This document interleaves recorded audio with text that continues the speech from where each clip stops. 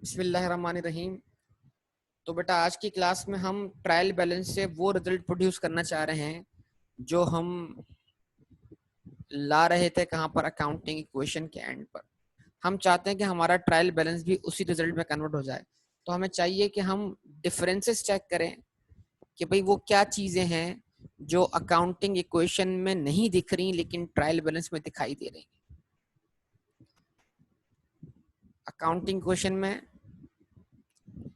Accounting equation में salaries, revenues, expenses के अलग अकाउंट्स नहीं थे। उनके इफेक्ट्स आप सीधे ट्रांसफर कर रहे थे किस पर, इक्विटी पर। लेकिन क्योंकि आप जनरलाइजिंग कर रहे हैं तो आप रेवेन्यूज और एक्सपेंसेस के अलग अलग अकाउंट्स क्या कर रहे हैं, मेंटेन कर रहे हैं। ऐसा ही है, जवाब दे सब लोग।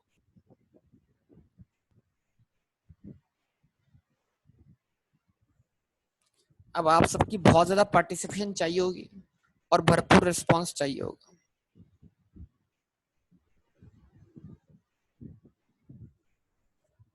चलें एक काम करते हैं, अब इस ट्रायल बैलेंस को एनालाइज करते हैं। आप एनालाइज करवाइए जरा इस ट्रायल बैलेंस को। बैंक बाय नेचर क्या है? बैंक बाय नेचर क्या है? एसेट है, लायबिलिटी है, रेवेन्यू है, कैपिटल है? एसेट है।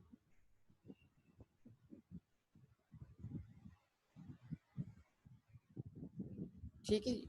अच्छा जी, कैपिटल बाय नेचर क्या है बेटा? इक्विटी है।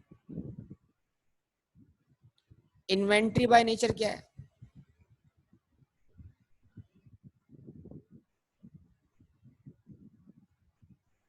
एसेट है। गुड। सेल्स बाय नेचर क्या है?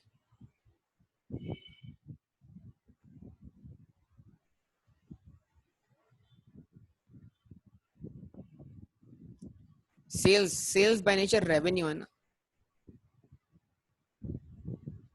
इफेक्ट इक्विटी तक पहुंचेगा लेकिन इक्विटी में चेंज है, लेकिन sales by nature revenue. Cost of sale by nature क्या है?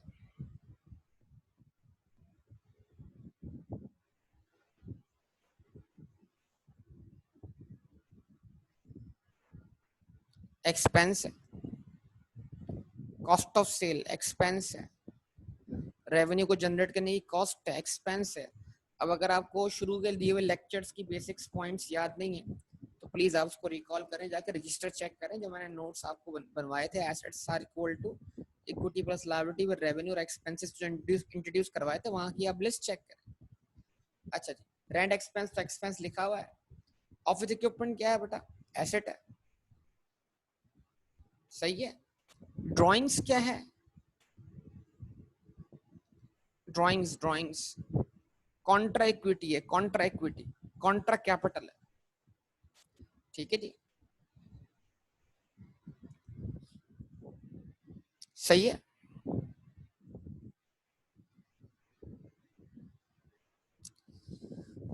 इसका मतलब क्या हुआ? ट्रायल बैलेंस को आपने एनालाइज किया, आपने आपको ट्रायल बैलेंस के अंदर पांचों हेड्स दिखाई देंगे।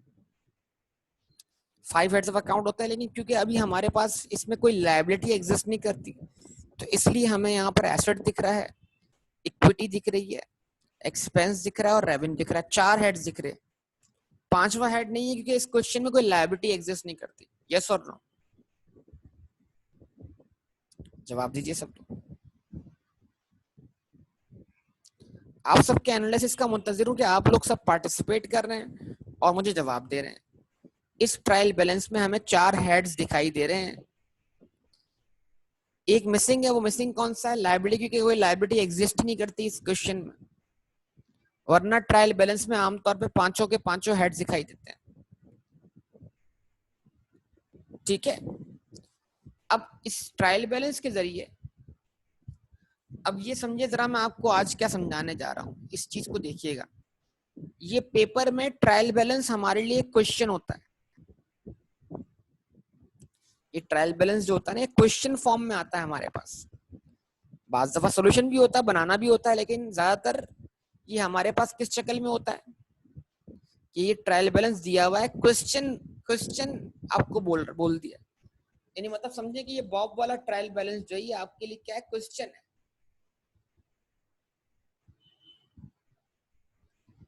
अब ये क्वेश्चन शक्ल इख्तियार कर गया। और इसके नीचे रिक्वायरमेंट लिखी हुई है।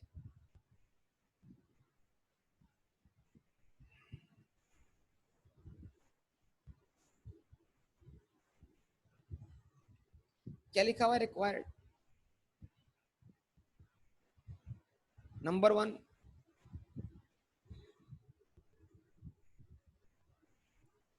SOCI बनाओ, नंबर 2 SOFP बनाओ।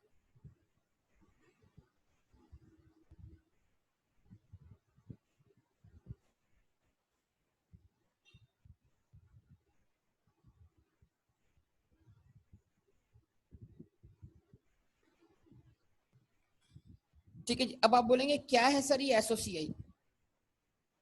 यानी एग्जामिनर आपको ट्रायल बैलेंस दे रहा है और ट्रायल बैलेंस देकर बोलता है रिक्वायरमेंट इज व्हाट, SOCI और SOFP।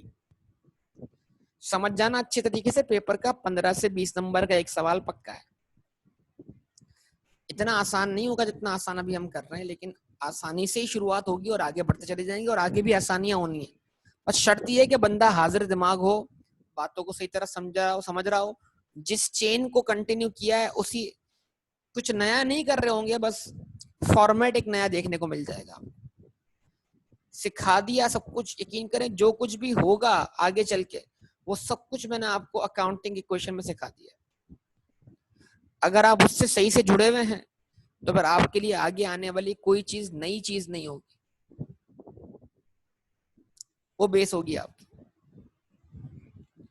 Now what is SOCI? SOCI stands for what? Statement of Comprehensive Income।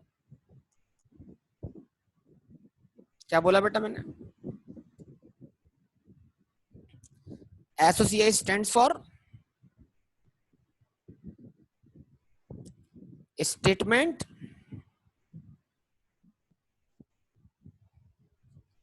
SOCI stands for, या लिख रहा हूं, Bob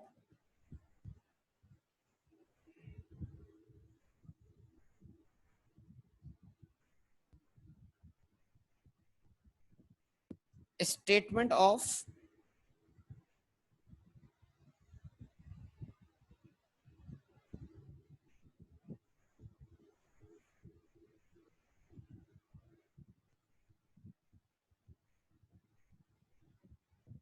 statement of comprehensive income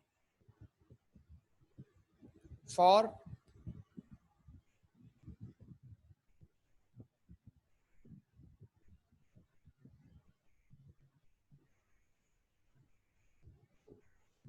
two months ended. और हम बना रहे हैं ये 2 महीनों की ना, 2 महीनों के एंड पे बना रहे हैं, 31 अगस्त। What is this statement of comprehensive income? In short क्या बोला इसको? एसोसिएट बोला। अब क्या बना रहा हूं? Requirement number 1 is what? Statement of comprehensive income. जवाब दें, ये क्या है?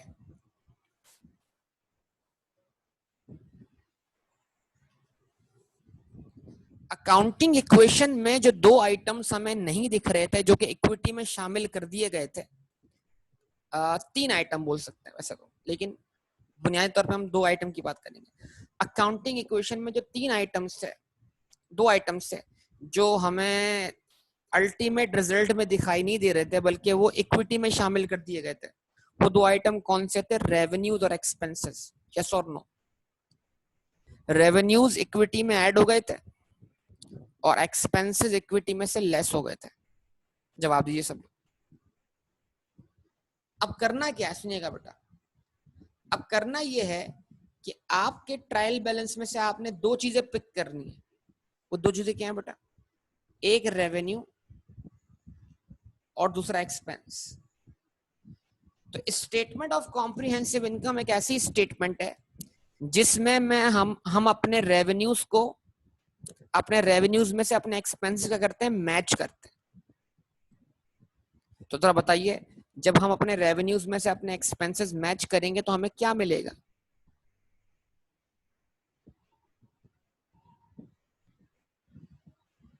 सब बताइए। बड़ी आसान बातें पूछ रहा हूं मैं आपसे, अब आपका रिस्पॉन्स मिलना चाहिए। क्या मिलेगा? प्रॉफिट मिलेगा, प्रॉफिट। यानी जब हम अपने रेवेन्यूज जो हमारे बिजनेस ने कमा के दिए और एक्सपेंसेस जो कि उनको अर्न करने की कॉस्ट है, जब हम उनको आपस में मैच करेंगे, क्या मिलेगा? प्रॉफिट। इसका मतलब क्या है? स्टेटमेंट ऑफ कॉम्प्रिहेंसिव इनकम एक स्टेटमेंट है जिसमें हम रेवेन्यूज और एक्सपेंसेस को आपस में मैच होता हुआ दिखाएंगे, और उसके जरिए मालूम होगा जनाब कि हमारी इक्विटी में नेट कितने से चेंज आया है। प्रॉफिट जो है वो इक्विटी की ग्रोथ है ना, प्रॉफिट जो है वो इक्विटी की ग्रोथ है, प्रॉफिट जो है वो इक्विटी की ग्रोथ है। इसका मतलब क्या है कि हम ट्रायल बैलेंस में से दो आइटम पिक करेंगे, रेवेन्यूज और एक्सपेंसेस। ठीक है, जवाब दें सही, ताकि मालूम हो सके हम प्रॉफिट में है या लॉस में। सही। तो जरा आप बताइए, ट्रायल बैलेंस, पूरा ट्रायल बैलेंस देख के बताइए रेवेन्यू कितना है ट्रायल बैलेंस में और किस नाम से है।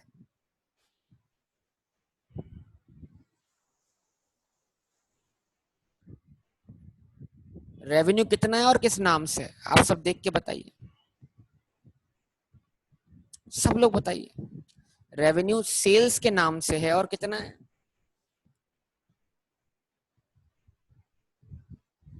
रेवेन्यू सेल्स के नाम से और कितना है?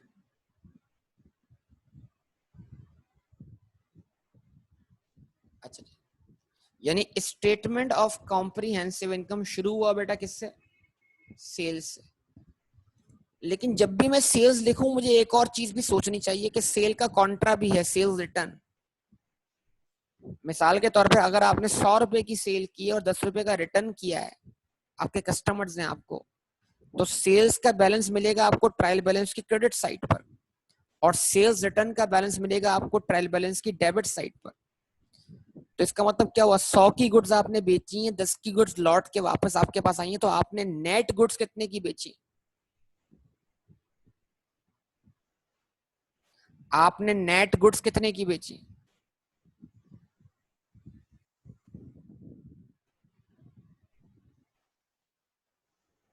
90,000 की बेची ना। तो इसका मतलब क्या है? सेल्स जो आएगी यहाँ पर वो सेल में से सेल रिटर्न माइनस करने के बाद आएगी।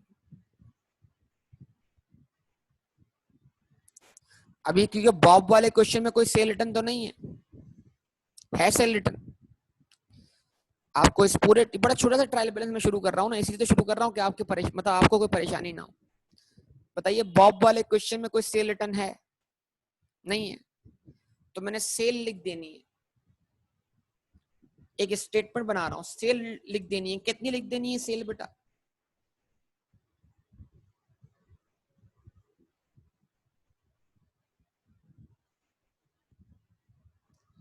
कितनी सेल लिख दी मैंने?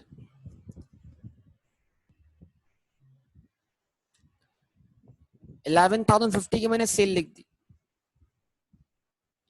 और ओरिजिनली ये रुपीज इन 1000। जवाब दीजिए बेटा, लिख दिया?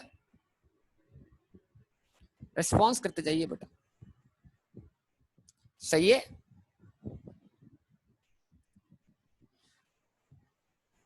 इस स्टेटमेंट के बनाने का मकसद, पर्पस याद है या भूल चुके? इस स्टेटमेंट के बनाने का पर्पस याद है? Statement of comprehensive income. इसके और भी नाम है, इसको प्रॉफिट एंड लॉस अकाउंट भी कहते हैं, इसको प्रॉफिट एंड लॉस अकाउंट भी कहते हैं, इसको इनकम स्टेटमेंट भी कहते हैं। और हमने सेल्स को जब अकाउंट को क्लोज किया था तो बैलेंस कहां मुंतकिल किया था? प्रॉफिट एंड लॉस अकाउंट में। तो सेल्स को हमने भेज दिया है प्रॉफिट लॉस अकाउंट में। अच्छा जी, अब इस सेल्स को अर्न करने की प्राइमरी कॉस्ट क्या है, बुनियादी कॉस्ट क्या है, जिसके बगैर ये सेल करना पॉसिबल ही नहीं थी?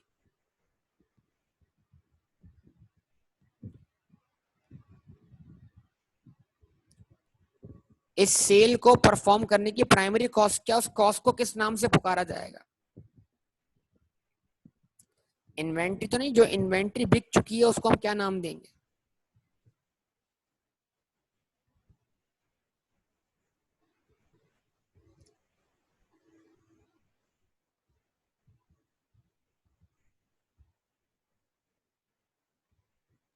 क्या नाम देंगे? Cost of sales. ठीक है, कितनी है कॉस्ट ऑफ सेल्स?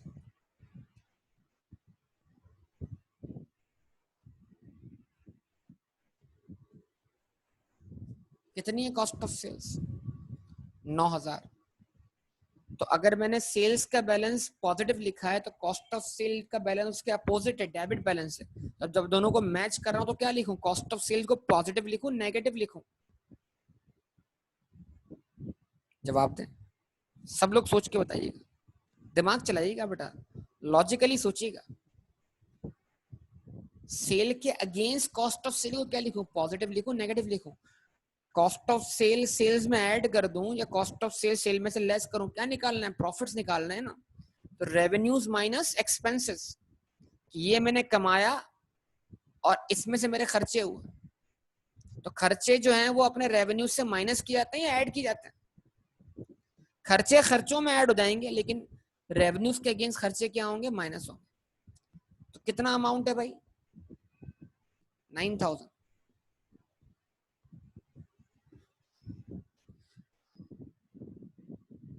जैसे ही मैं 11,050 में से 9,000 माइनस करता हूं तो बताइए आंसर क्या आता है?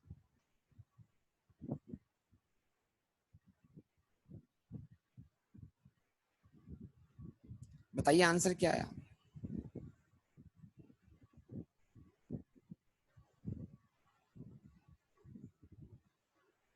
क्या आंसर आया? 2,050। ऐसे ही? अच्छा, इसका मतलब क्या हुआ? गुड्स बेची मैंने 11,050 की, जो कि मुझे खुद कितने की पड़ी थी? 9,000 की।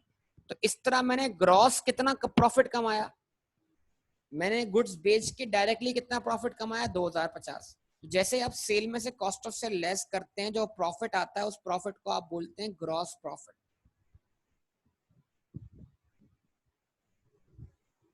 क्या बोलते हैं बेटा? Gross profit. लेकिन क्या सेल को परफॉर्म करने की सिर्फ यही कॉस्ट थी? प्राइमरी कॉस्ट थी। इसके अलावा आपके बिजनेस के और भी खर्चे हुए हैं। जरा देख के बताइएगा आपके बिजनेस के और क्या खर्चे हुए। इसका मतलब ये नहीं कि इस प्रॉफिट में से और खर्चे भी निकालना बाकी है। आपके बिजनेस के और क्या खर्चे हुए हैं? एक आपको रेंट एक्सपेंस दिख रहा है 300 से, और आपको एक telephone expense. Drawing is not खर्चा यार, ड्राइंग इज व्हाट? अभी तो बताया, एक्सपेंस जब बोला जाएगा तो बिजनेस का एक्सपेंस लिया जाएगा ना। ड्राइंग बिजनेस का एक्सपेंस, ड्राइंग बिजनेस का एक्सपेंस, ड्राइंग बिजनेस का एक्सपेंस नहीं, ड्राइंग ओनर का पर्सनल एक्सपेंस होगा। बिजनेस के लिए वो क्या है? Contract capital. तो बिजनेस में बिजनेस लैंग्वेज में बात कीजिए प्लीज। चलेंगे, इसका मतलब क्या हुआ कि 2050 हमने ग्रॉस कमाए हैं, इसमें से अभी और खर्चे माइनस होना बाकी है। तो हम यहाँ पे एक हेडिंग लगाएंगे और हम बोलेंगे बेटा क्या? लेस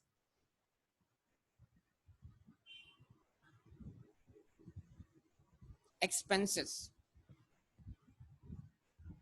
कि हम क्या करते हैं? एक्सपेंसेस माइनस करते हैं। ठीक है जी।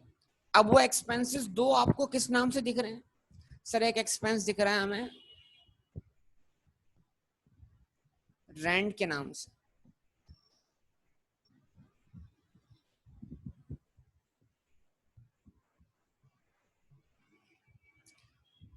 दूसरा दिख रहा है हमें किस नाम से?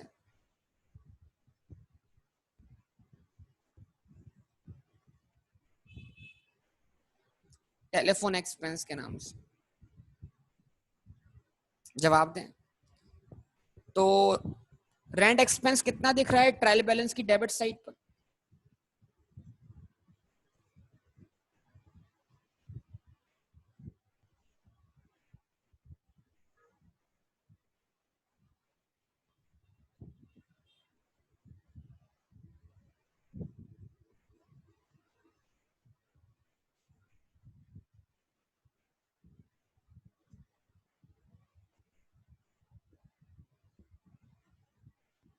300। तो जब वो मैच होगा रेवेन्यू के बचे हुए बैलेंस से तो वो क्या हो जाएगा, उसको मैं नेगेटिव लिखूं पॉजिटिव लिखूं, क्योंकि मुझे तो रेवेन्यूज में से एक्सपेंसेस माइनस करने हैं। तो 300 का इफेक्ट मैं नेगेटिव लूं पॉजिटिव लूं? जवाब दें, सब लोग जवाब दें। तो रेंट एक्सपेंस कितना है 300 और टेलीफोन एक्सपेंस कितना है 100। अब मैं एक्सपेंस को एक्सपेंस में प्लस कर सकता हूँ ना, तो मैंने एक्सपेंस को एक्सपेंस में प्लस किया और एक बॉक्स बनाया। बॉक्स मतलब सब टोटल, कि टोटल मेरे पास 400 के एक्सपेंसेस हैं और ये 400 के एक्सपेंसेस का इफेक्ट जो है वो रेवेन्यू के अगेंस्ट क्या है, नेगेटिव है।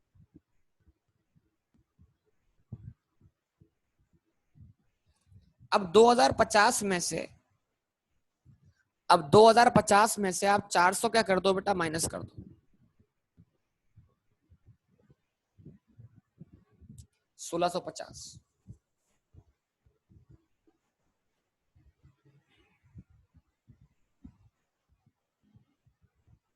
यानी आपके बिजनेस ने कितना नेट प्रॉफिट कमाया,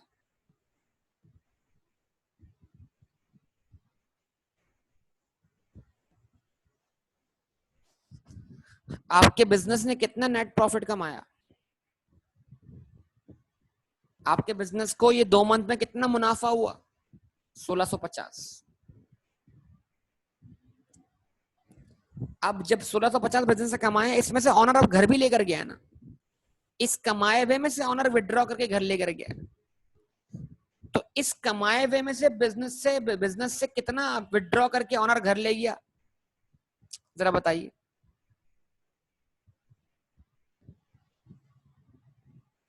1000। तो अगर 1650 में से 1000, अभी इधर इधर माइनस नहीं करेंगे, लेकिन अगर माइनस कर दिया जाए तो क्या बचेगा,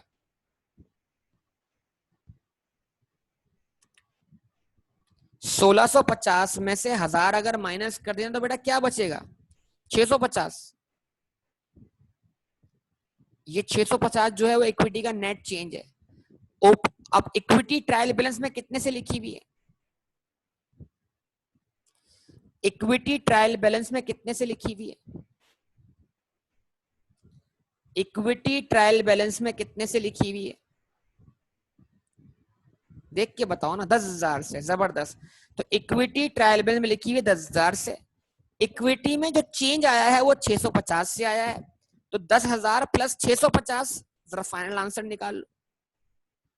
तो जरा बताओ इक्विटी का फाइनल आंसर क्या है। क्या ये अकाउंटिंग इक्वेशन वाला आंसर नहीं है, क्या ये अकाउंटिंग इक्वेशन वाला आंसर नहीं है,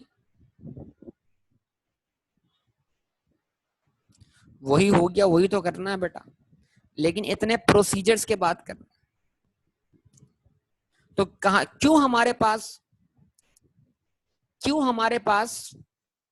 बेटा सुने, क्यों हमारे पास अकाउंटिंग इक्वेशन वाला आंसर नहीं आ रहा था, वो इसलिए नहीं आ रहा था क्योंकि अकाउंटिंग इक्वेशन में रेवेन्यूज, एक्सपेंसेस, ड्राइंग्स के इफेक्ट्स इक्विटी पे ट्रांसफर थे, लेकिन ट्रायल बैलेंस के अंदर रेवेन्यूज, एक्सपेंसेस और ड्राइंग्स के जो इफेक्ट्स हैं वो इक्विटी पे ट्रांसफर नहीं हुए।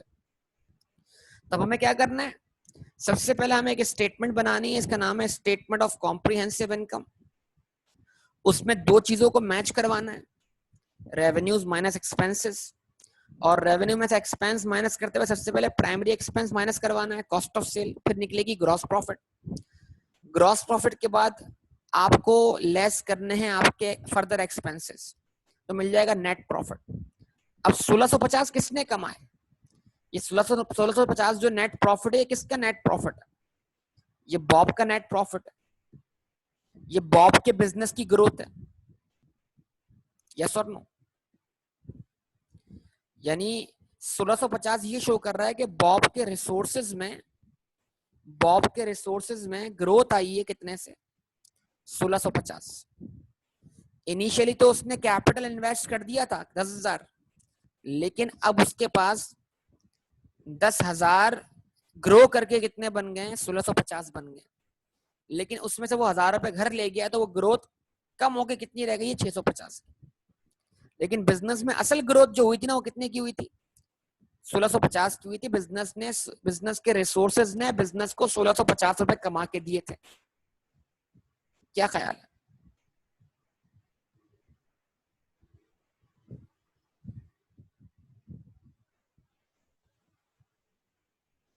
अब एक एक बात सुनने के काबिल है और एक एक बात ठहर ठहर के समझनी है बेटा। दूसरी स्टेटमेंट का नाम क्या है? SOFP। जिस तरफ मैं लेके जा रहा हूं उस तरफ चलिएगा। दूसरी स्टेटमेंट का नाम क्या है बेटा? दूसरी स्टेटमेंट का नाम क्या है?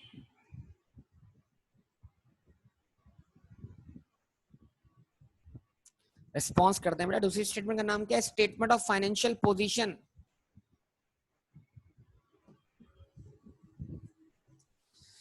दूसरी स्टेटमेंट का नाम क्या है? Statement of financial position. जवाब दें। है। और स्टेटमेंट ऑफ फाइनेंशियल पोजीशन कुछ भी नहीं है सिवाय किसके? स्टेटमेंट ऑफ फाइनेंशियल पोजीशन में क्या शो होगा? तीन चीजें। Assets are equal to equity plus liability. Statement of financial position जो है वो कुछ भी नहीं है सिवाय इसके क्या? अकाउंटिंग इक्वेशन बोलेंगे इसको। स्टेटमेंट ऑफ फाइनेंशियल पोजीशन जो है वो अकाउंटिंग इक्वेशन है। इसका पुराना नाम क्या है? बैलेंस शीट है। नया नाम क्या है? Statement of financial position. लोग इसको बीकॉम में बैलेंस शीट के नाम से पुकारते हैं। अभी जो इंटरनेशनल अकाउंटिंग स्टैंडर्ड पढ़ने वाले हैं वो इसको SOFP statement of financial position बोलते हैं। तो कोई बैलेंस शीट बोले, कोई स्टेटमेंट ऑफ फाइनेंशियल पोजीशन बोले, जब भी आप SOFP बनाते हैं तो बन्नी अकाउंटिंग इक्वेशन होती है। अल्टीमेटली आखिर में बचती तीन चीजें हैं, क्योंकि जब आपने रेवेन्यू और एक्सपेंसेस की जंग करवा दी आपस में तो नेट रिजल्ट बच गया, ग्रोथ या लॉस। तो इसका मतलब रेवेन्यू और एक्सपेंसेस के हेड खत्म हो गए, अब वो हमें नहीं दिखाई देंगे। अब फिर रेवेन्यू और एक्सपेंसेस को मैच करने के बाद क्या बचा? ग्रोथ बची या लॉस बचा? प्रॉफिट बचा या लॉस बचा? और तीन चीजें और बची, एसेट्स, इक्विटीज और लायबिलिटीज। अब क्या कर दें? इन सब की इक्वेशन बना दें, इक्वेशन रख दें और उसमें सबको प्लेस करके सारे बैलेंसेस वेरीफाई कर लें। तो फिर वो एंड रिजल्ट वो वाला प्रोड्यूस हो जाएगा जो अकाउंटिंग इक्वेशन में प्रोड्यूस हो रहा था। क्या आप लोग मेरी बात समझ पा रहे हैं बेटा? मैं उम्मीद कर सकता हूं ऐसी। तो अब मैं यहां पर लगा रहा हूं हेडिंग। क्या लगा रहा हूं? Heading.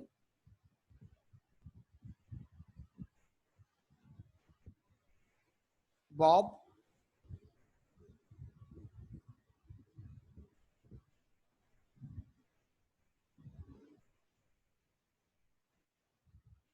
Statement of financial position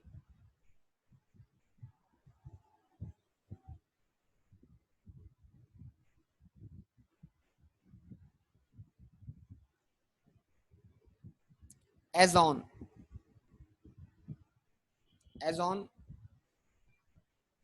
31st अगस्त।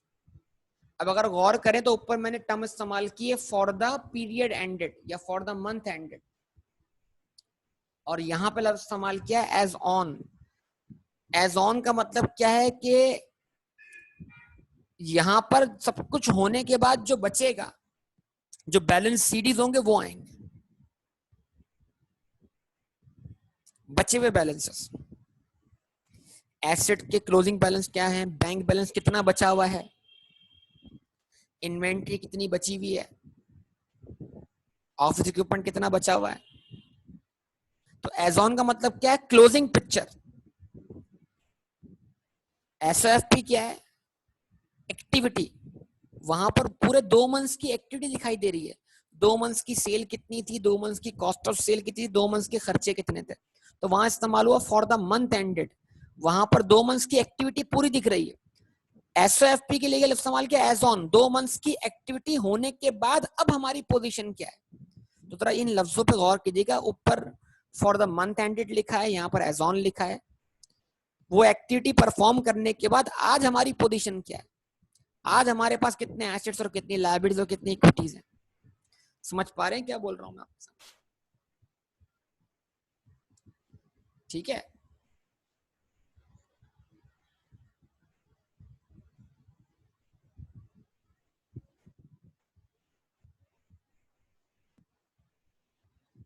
₹1000 लिखा, सबसे पहले लगाई हेडिंग किसकी, एसेट्स की। अब ये बनाते वक्त हमें तमीज करनी पड़ेगी किस चीज की, करंट और नॉन करंट एसेट्स। तो एसेट्स दो हिस्सों में दिखाने हैं आपको, करंट और नॉन करंट।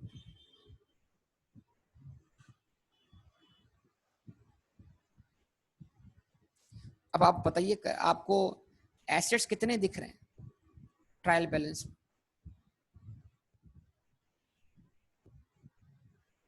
आपको ट्रायल बैलेंस में एसेट कितने दिख रहे हैं? 2 दिख रहे हैं, 3 नहीं दिख रहे। कैश भी, बैंक है, इन्वेंट्री है और ऑफिस इक्विपमेंट है। ऑफिस इक्विपमेंट क्या है? प्रॉपर्टी, प्लांट इक्विपमेंट, यस और no?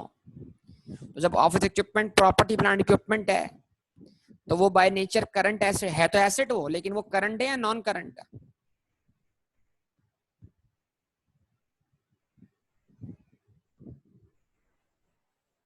Property plant equipment bye, देखे ना आप, पिछली बातें रिकॉल करने का वक्त आ गया।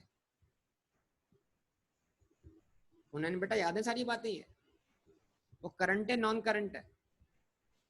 तो मैंने लिखा ऑफिस इक्विपमेंट। अब मुझे यहाँ पर सारे एसेट्स के बैलेंसेस लिख देने, लेकिन उनको क्लासिफाई करके। तो ऑफिस इक्विपमेंट का बैलेंस क्या है ट्रायल बैलेंस में मेरे पास? 200 डेबिट बैलेंस। ठीक है जी। तो अब मैं ट्रायल बैलेंस की डेबिट साइड से क्या पिक कर रहा हूँ? एसेट्स। और मेरे पास इसके अलावा कोई और नॉन करंट एसेट नहीं। चलें, अब उसके बाद बारी आएगी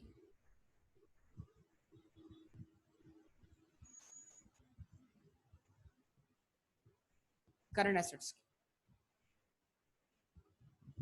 और करंट एसेट में मेरे पास क्या पड़ा हुआ है? इन्वेंट्री पड़ी हुई है ना। बताइए इन्वेंट्री कितनी बची हुई है जो अब तक सोल्ड नहीं हुई, जो कि मशीन 3 और मशीन 6 को रिप्रेजेंट करती है। याद होगा आप लोग, मशीन 3 और मशीन 6 अब तक बिकी नहीं है ना बेटा। तो अभी नहीं बिकी तो कब बिकेगी? अगले अकाउंटिंग पीरियड में।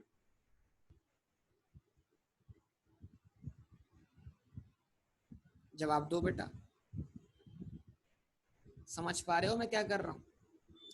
अच्छा, अब उसके अलावा मेरे पास एक और एसेट है, वो क्या है? बैंक। कितना है बैंक बैलेंस?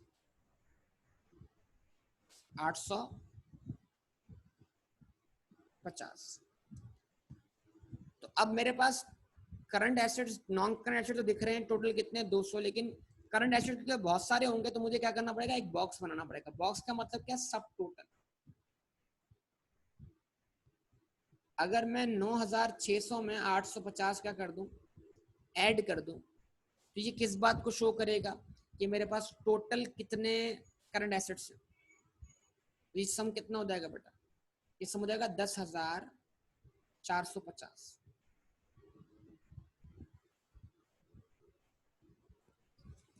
यस और नो? जवाब दें। 9600 प्लस 850, 10,450। रिस्पॉन्स करें प्लीज, रिस्पॉन्स करें सब लोग बेटा। इसका मतलब क्या है कि ये बॉक्स बनाने के बाद अब आपको 2 चीजें दिख रही हैं।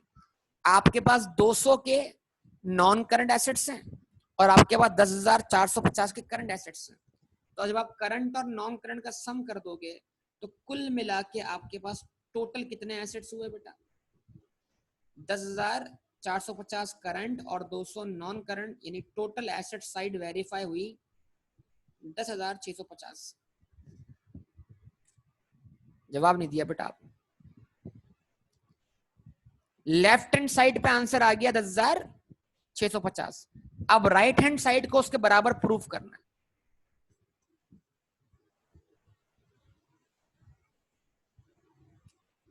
अब राइट हैंड साइड को उसके बराबर प्रूफ करना है।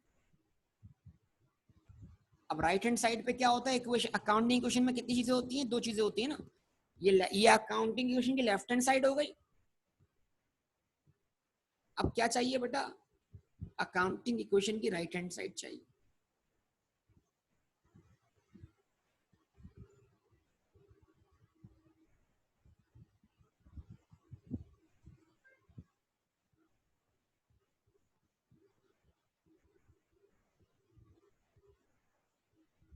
इक्विटीज एंड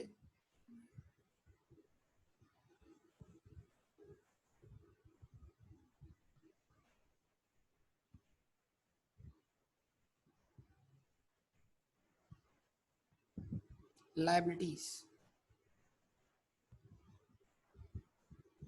ठीक है जी।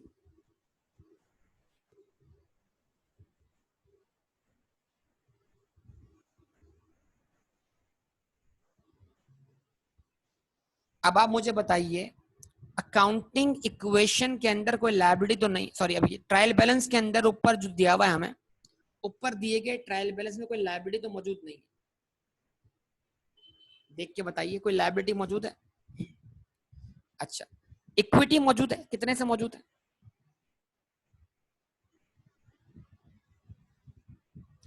इक्विटी मौजूद है कितने से? 10,000 से। गुड। तो क्या किया मैंने, जरा तवज्जो कीजिएगा। मैंने 10,000 लिख दिया यहाँ पर बतौर कैपिटल,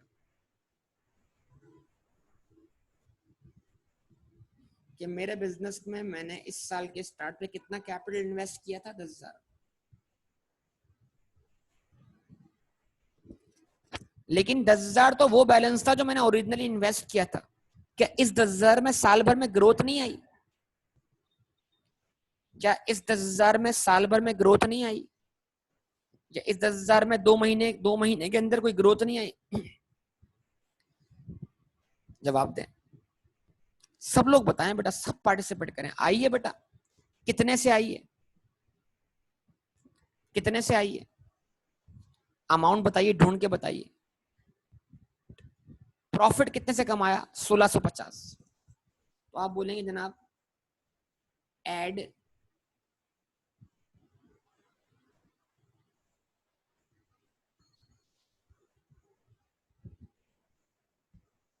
नेट प्रॉफिट। प्रॉफिट हुआ तो ग्रोथ आई है, लॉस हुआ तो नेगेटिव ग्रोथ आई है, लेस कर देंगे।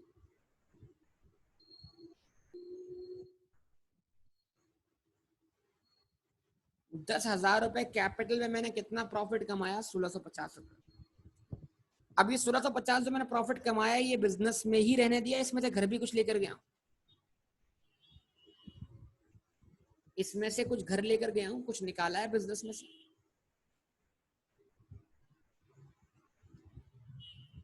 ड्राइंग्स की हैं, तो ड्राइंग्स होने से क्या हो रहा है, इक्विटी में कमी आ रही है।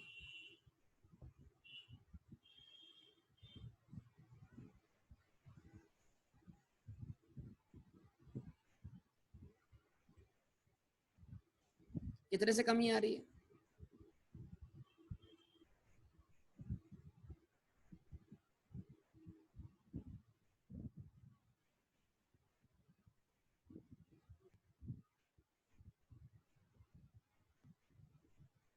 तो जरा आंसर चेक कीजिएगा।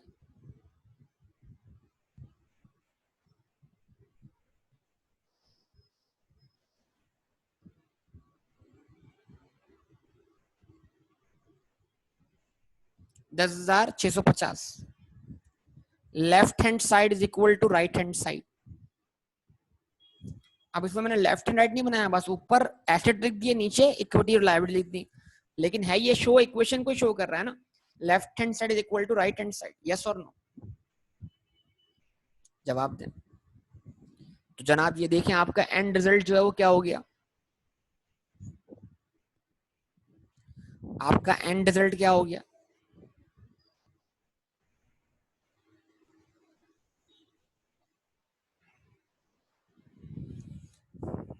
आपका एंड रिजल्ट क्या हो गया? बिल्कुल इक्वेशन वाला आंसर आ गया ना। अब इस तरह बेटा आपने हर ट्रायल बैलेंस के आंसर को इक्वेशन वाले आंसर में कन्वर्ट करना है।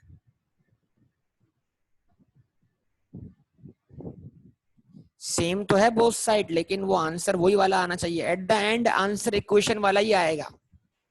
At the end answer accounting equation के बराबर ही प्रूव होगा। तो ये सारे आपके प्रूव्ड आंसर्स हैं।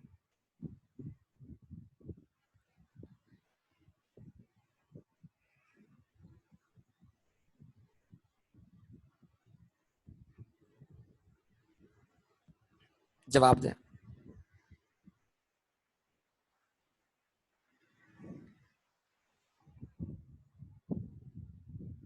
ऐसे ही है।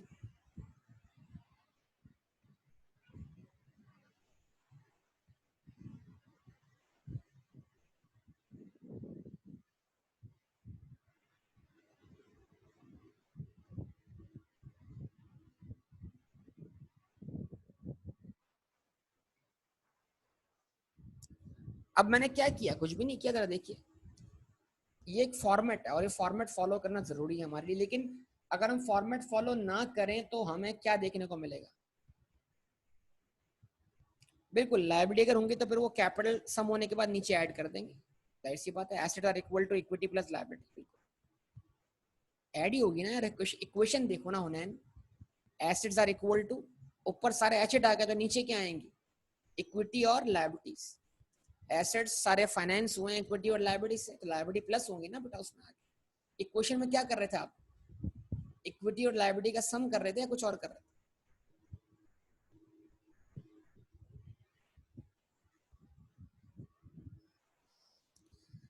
अब देखिए, मैं आप थोड़ा सा यहाँ पे एक आप थोड़ा सा आपके दिमाग को एक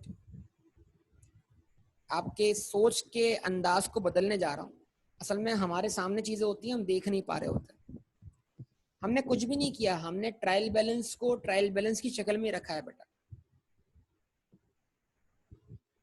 जाहिर सी बात है, अगर रेवेन्यू और एक्सपेंसेस नहीं होंगे तो एसोसिएट नहीं बन पाएगा। ऑब्वियस बात है, तो बेटा बिल्कुल ऑब्वियस बात है। डायरेक्ट एसएफ भी बन जाएगा, लेकिन ये कैसे मुमकिन है कि बिजनेस हो और रेवेन्यू और एक्सपेंसेस ना हो? ठीक है, सब लोग जरा बेटा फिर से बोलो। जैसे कि क्वेश्चन नंबर 1 में, बिल्कुल जैसे कि क्वेश्चन नंबर 1 में डायरेक्ट हमारा आंसर जो था वो ट्रायल बैलेंस का ही आंसर जो था वो इक्वेशन के बराबर प्रूव हो गया था, इसलिए कि क्वेश्चन नंबर 1 में कोई रेवेन्यू और एक्सपेंसेस नहीं थे। गुड, जबरदस्त, बेहतरीन।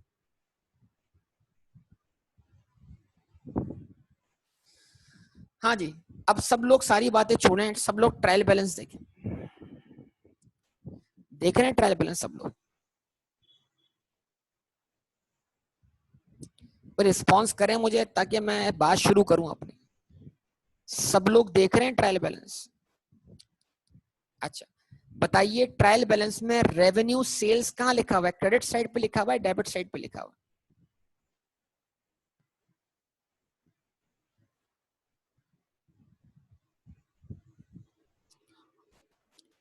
और कॉस्ट ऑफ सेल 9,000 से कहां लिखा हुआ है? डेबिट साइड पे लिखा हुआ है, क्रेडिट साइड पे लिखा हुआ है?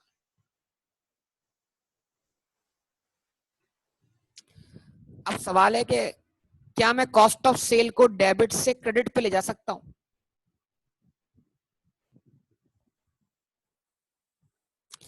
इक्वेशन की लेफ्ट हैंड साइड से इक्वेशन की राइट हैंड साइड पे ले जा सकता हूं? सोच समझ के जवाब दीजिएगा, आसान बातें कर रहा हूं, बिल्कुल यकीन मानिए। क्या मैं ट्रायल बैलेंस में से कॉस्ट ऑफ सेल को इक्वेशन की लेफ्ट हैंड साइड से राइट हैंड, नहीं रिटर्न इनवर्स मत बोलें, अब उसको नाम थोड़ी मैंने कोई मांगा है, ये तो अजीबोगरीब बात हो जाएगी। कैसे? खाली मैं बोल रहा हूं मैं इक्वेशन की साइड चेंज कर सकता हूं। तो साइड चेंज करने से मुझे कुछ उसमें साइन, उसका साइन चेंज करना पड़ेगा।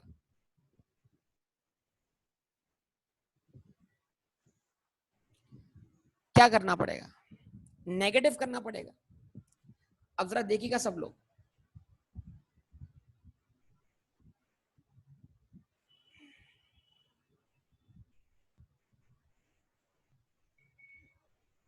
अच्छा जरा एक मिनट जरा ठहरिएगा सब लोग।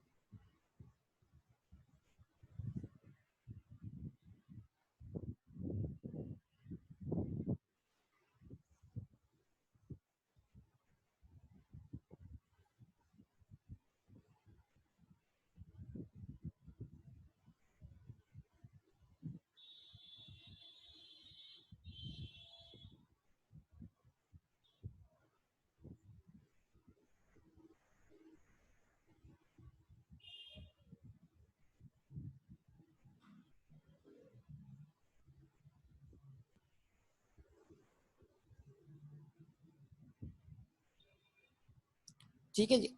अब आप मुझे बताइए, देखिए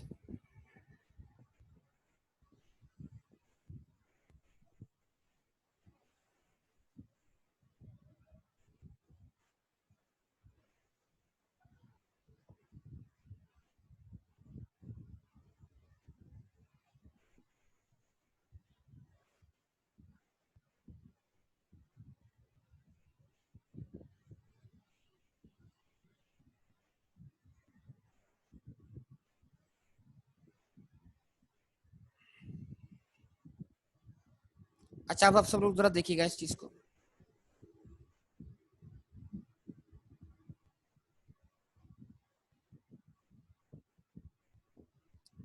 भाई सब लोग देखिएगा, मैंने क्या किया, मैं कॉस्ट ऑफ सेल को क्या कर रहा हूँ, लेफ्ट हैंड साइड से कहां ले जा रहा हूँ, राइट हैंड साइड।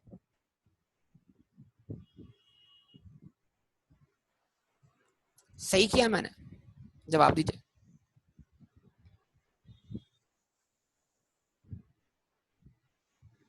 भाई रिस्पॉन्स कीजिए सब लोग। तो जैसे ही मैंने कॉस्ट ऑफ सेल्स को लेफ्ट हैंड साइड से कहां लिखा बेटा, राइट हैंड साइड पर, तो उसका इफेक्ट नेगेटिव हो गया किसके ऊपर, सेल्स के ऊपर। तो इस तरह क्या हो रहा है, हमें 11,050 में से, हमें 11,050 में से प्लीज 9,000 रुपए माइनस होते हुए दिखाई दे रहे हैं, यस और नो? तो जब 11,050 में से 9,000 माइनस हो रहे हैं तो नेट रिजल्ट कितना बचेगा, 2,050, यस और नो? तो हमें अपनी इक्विटी, हमें अपना कैपिटल 2,050 से बढ़ता हुआ दिख रहा है। लेकिन लेकिन इस प्रॉफिट को कमाने के लिए हमने कुछ खर्चे और भी किए, ये 300 और 100। तो मैंने क्या किया, इन 300 और 100 को भी उठा के क्या कर दिया, लेफ्ट हैंड साइड से राइट हैंड साइड पे रख दिया।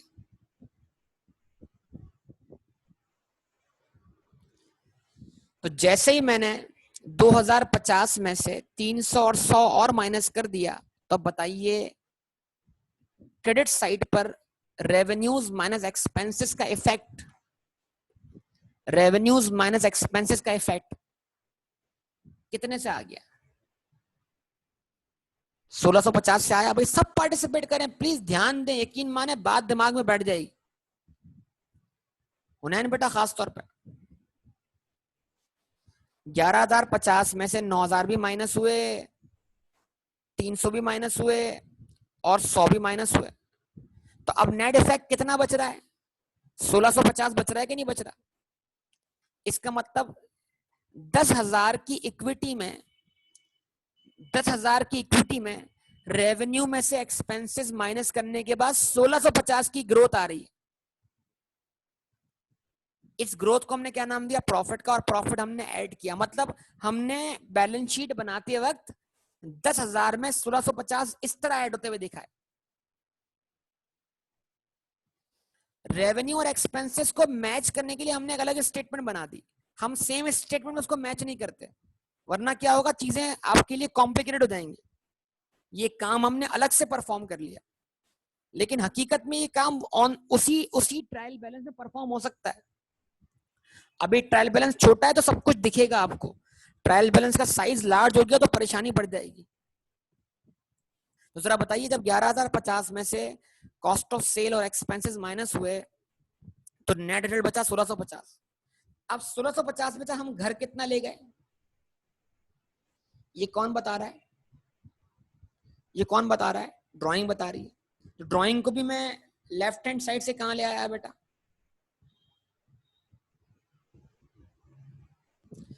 10,000 में 1650 से प्रॉफिट कमाया, 1,000 रुपए उसमें से विड्रॉ करके घर ले गए।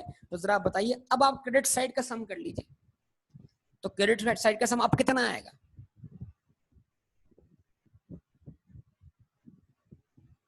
10,650। और डेबिट साइड का सम अब देखिए, डेबिट साइड पे से रेवेन्यू एक्सपेंसेस सारे चार्ज करने के बाद सिर्फ क्या बचा डेबिट साइड पे, एसेट बचे, और उन एसेट का सम कितना आ रहा है।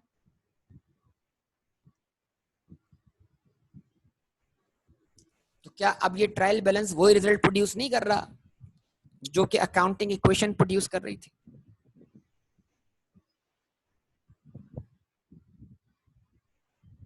लेकिन ये काम परफॉर्म करने के लिए हमें फॉर्मल फॉर्मेट फॉलो करना होगा, और यहाँ तो बजायर हमने सारे रेवेन्यू एक्सपेंसेस उठाकर कहाँ लिख दिए, लेफ्ट हैंड साइड से राइट हैंड साइड पर, ठीक है।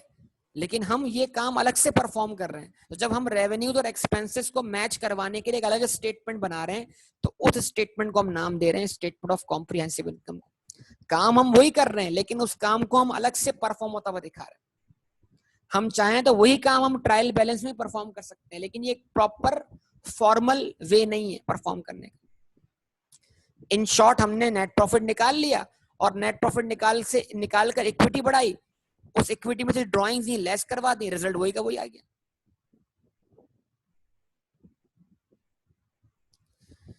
तो अकाउंटिंग इक्वेशन में क्या प्रॉब्लम था? अकाउंटिंग इक्वेशन में प्रॉब्लम ये था कि भाई इक्विटी के अंदर इफेक्ट्स ट्रांसफर होते चले जा रहे थे, लेकिन मालूम नहीं पड़ रहा था कि ओवरऑल हमने कितना प्रॉफिट कमाया। देखो, एक एक ट्रांजेक्शन का प्रॉफिट इक्विटी में ट्रांसफर हो रहा था। वहां पर जो मशीन बिकी उसका प्रॉफिट ऐड कर दिया, जो मशीन बिकी उसका जो मशीन बिकी उसका लॉस क्या कर दिया, उसमें से लेस करवा दिया। याद होगा आपको। लेकिन एक बिजनेस ये जानना चाहता है कि ओवरऑल जितनी भी उसने मशीन्स बेची हैं, उन तमाम मशीन्स पे मिला के उसने कितना प्रॉफिट कमाया, ना कि अलग अलग। तो इस तरह हम क्या करते हैं, जब हम अकाउंटिंग इक्वेशन नहीं फॉलो करते, बल्कि हम क्या फॉलो करते हैं, journalising, ledger posting, trial balance, तो उसमें क्या होता है, रेवेन्यूज और एक्सपेंसेस को हम अलग से एक जगह इकट्ठे कर देते हैं, और फिर तमाम पूरे साल के रेवेन्यूज में से पूरे साल के एक्सपेंसेस हम मैच करते हैं, ताकि पता लगे पूरे साल में हमने क्या कमाया, तो हमें पूरे साल का प्रॉफिट मिल जाए। अकाउंटिंग इक्वेशन में profit step by step capital का पार्ट बनता चला जा रहा है।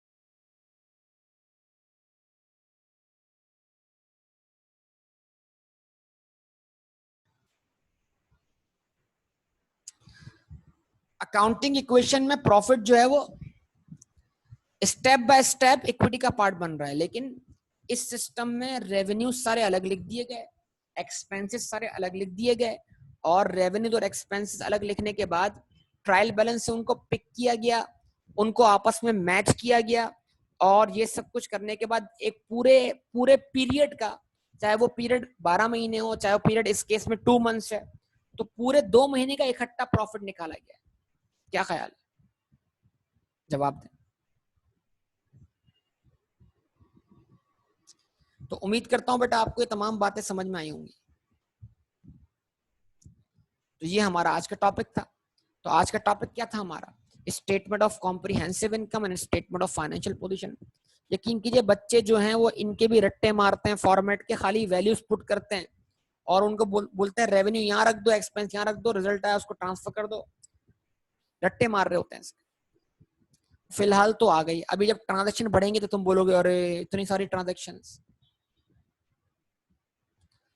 अकाउंट रिसीवेबल प्रॉफिट लॉस में कैसे आएगा? अकाउंट रिसीवेबल क्या है by nature? Account receivable bye nature क्या है बताइए? तो एसेट है। जब आप खुद एसेट मान रही हैं तो प्रॉफिट लॉस में उसको आना चाहिए। एसेट सारे अभी कहाँ दिखाए आपके सामने? अभी आपके सामने क्लियर लिख दिया है, स्टेटमेंट ऑफ फाइनेंशियल पोजीशन 3 चीजें शो करेगी। Assets are equal to equity plus liability. तो फिर कहाँ आना चाहिए अकाउंट रिसीवेबल को? बताइए आप। एसेट साइड पे आना चाहिए ना। प्रूफ तो अकाउंटिंग इक्वेशन होगी ना। मैं नहीं चाहता कि आप रट्टे लगाएं। आपको जैसे डिफिकल्टी हो आप अपने देखें। हम बार बार सेम क्वेश्चन क्यों सॉल्व कर रहे हैं? हम बार बार सेम क्वेश्चन इसलिए सॉल्व कर रहे हैं कि हमें खुद से सीखने को मिले। अगर हमें कोई डिफिकल्टी हो तो हम रजिस्टर के पिछले पेजेस जाके खंगालें और देखें भाई वहां पर क्या लिखा हुआ है, वहां आखिर में एंड इक्वेशन क्या आई थी। तो जैसे मैं अपने पिछली चीजों को रेफर करूंगा, मुझे खुद ब खुद समझ लगना शुरू हो जाएगा कौन सी चीज कहाँ आनी चाहिए। क्या ख्याल है बताइए? एंड रिजल्ट आपका वही बनना है, अकाउंटिंग क्वेश्चन वाला बेटा।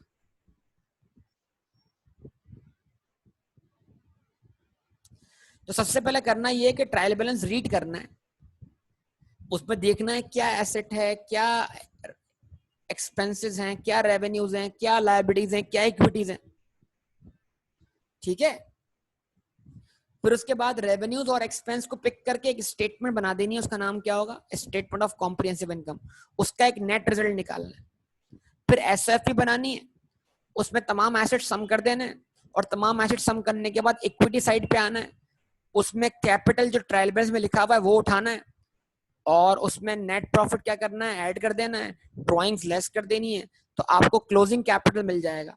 उसके बाद आपको तमाम लायबिलिटीज लिख देनी है, तो अब आपका सम जो है वो assets are equal to equities plus liabilities के बराबर वेरीफाई हो जाएगा। बात समझे या नहीं?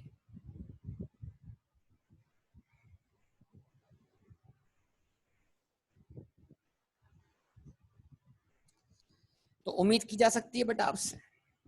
चले, इसके बाद सबसे छोटा क्वेश्चन आपके पास कौन सा है? क्वेश्चन नंबर 4 है।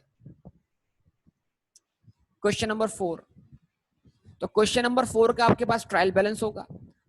आप कोशिश कीजिएगा आप क्वेश्चन नंबर 4 क्या करें, सॉल्व करें।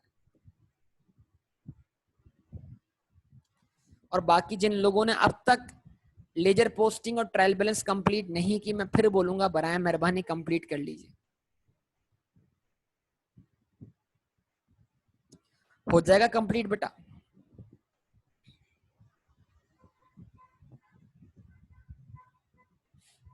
ठीक है जी,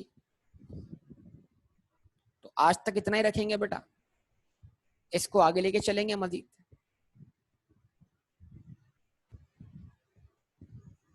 क्वेश्चन नंबर 4 और क्वेश्चन नंबर 2 भी कर लीजिएगा, उसमें सिर्फ एक्सपेंसेस हैं, तो सीखने को मिलेगा बहुत कुछ, सीखने को मिलेगा आपको बहुत कुछ।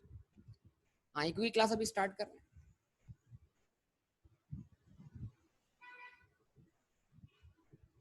1 तो डायरेक्ट एसएफपी बनी हुई है ना बेटा, 1 क्यों, 1 में तो कुछ करने की जरूरत ही नहीं, आप बना के देख लो। 1 का trial balance he statement of financial position के बराबर है, क्योंकि उसमें कोई रेवेन्यू और एक्सपेंसेस है ही नहीं, तो आप कॉपी पेस्ट करके बना दो, एसएफपी बन जाएगी। वो ट्रायल बैलेंस ही खुद एग्जैक्टली वही रिजल्ट शो कर रहा है जो एसएफपी में आना चाहिए।